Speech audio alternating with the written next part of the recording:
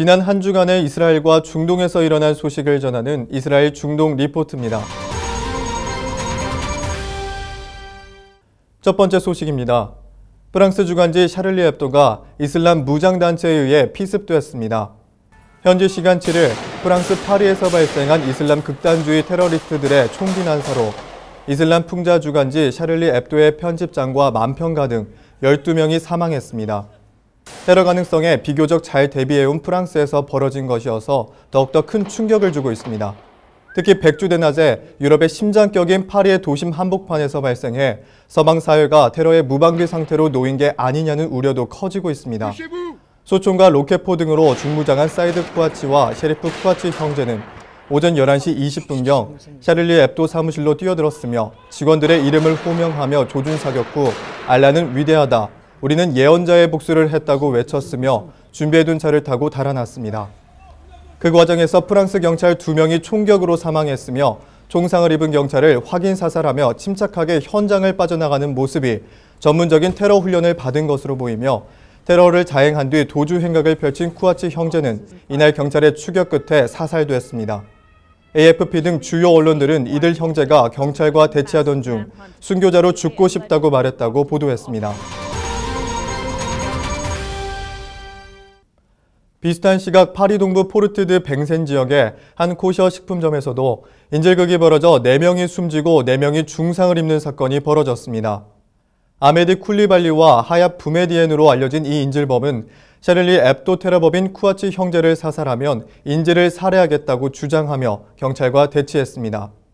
경찰은 진압작전 도중 여러 차례의 폭발이 발생하고 총격이 오갔으며 이 과정에서 인질범을 포함해 4명이 사망하고 4명이 중상을 당했으며 경찰관 2명도 부상당했다고 전했습니다.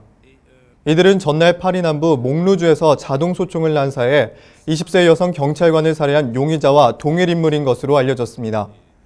프랑스 경찰은 이날 테러범과 인질범을 모두 사살하며 이틀간 파리를 공포와 충격으로 몰아넣었던 샤를리 앱도 테러 사건은 일단락됐습니다. 프랑스 전체를 충격에 휩싸이게 한 이번 테러 사건은 샤를리 앱도가 최근 자사 트위터에 이슬람 극단주의 무장단체 이슬람 국가의 수장 아부바르크 알바그다디를 풍자한 만화를 실은 것 등으로 볼 때 이번 테러를 이슬람 세력의 보복 테러로 추정하고 있습니다. 지난 1970년 창간된 프랑스의 대표적인 풍자 전문 주간지 샤를리 앱도는 2011년에도 이슬람교 창시자 무하마드를 부정적으로 조롱한 만평을 실었다가 이슬람 교도들의 거센 항의를 받았으며 사무실이 있는 건물이 폭탄과 화염병 공격을 받은 바 있습니다. 그동안 무하마드 풍자를 주로 그려 이슬람계로부터 비난을 받아왔던 샤를리 앱도의 만평 작가 샤르브도 이날 테러 공격으로 사망했고 본명이 스테판 샤르보니에르인 이 작가는 총상을 입고 병원에서 치료를 받다가 숨졌습니다. 국제사회는 한 목소리로 비난을 쏟아냈습니다.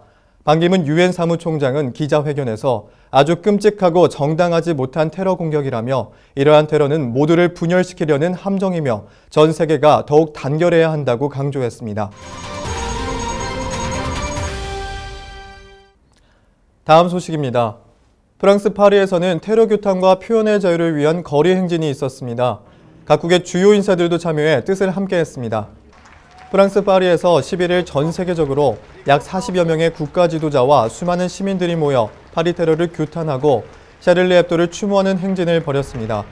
이번 거리 행진에는 프랑스와 올랑드 프랑스 대통령을 비롯해 영국 데이비드 캐머런 총리, 앙겔라 메르켈 독일 총리 등 세계 34개국 정상들이 참가했습니다.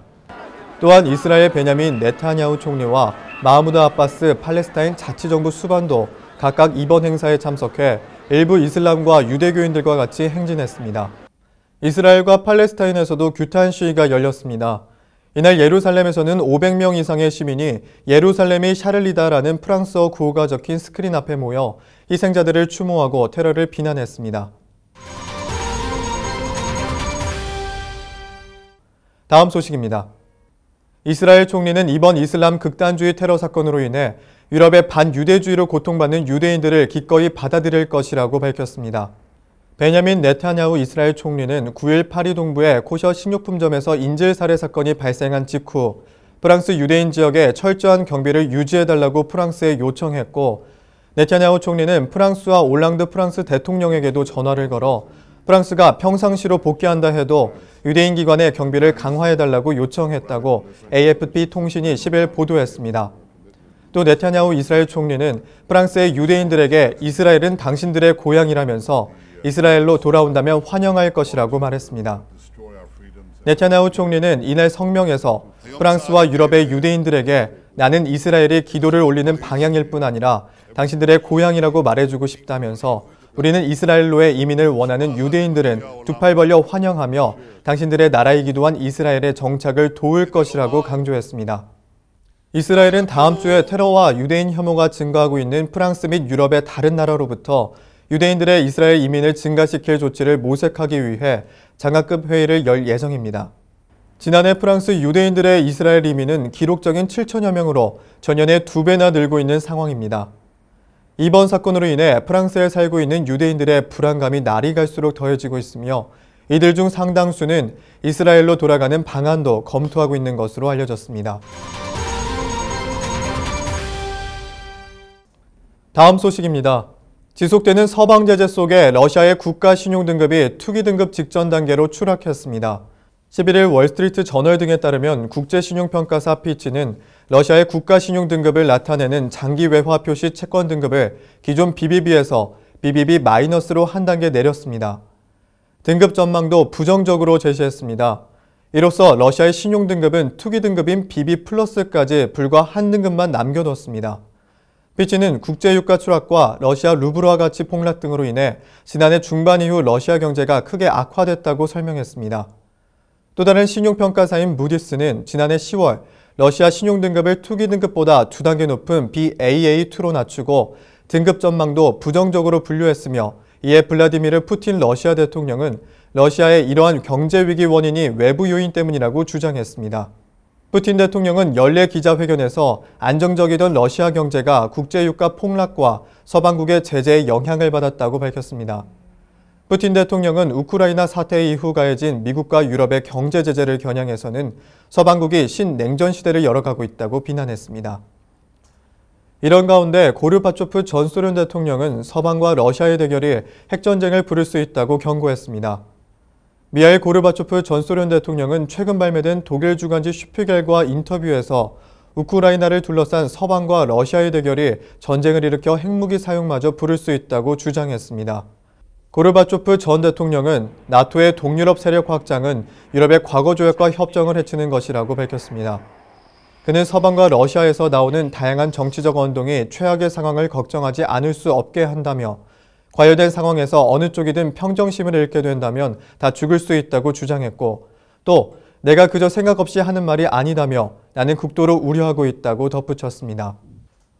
이런 대결 구도와 우려는 이란 핵발전소 사태 이후 심화되었으며 이런 상황에서도 러시아는 2014년 9월 이란과의 100억 달러 규모의 핵에너지 계약 협상으로 서방으로부터 제재가 강화되어 왔으며 이미 여러 번 이스라엘과 미국이 이란 핵시설 공습 시 세계 3차 대전이 일어날 것이라고 경고해온 바 있습니다.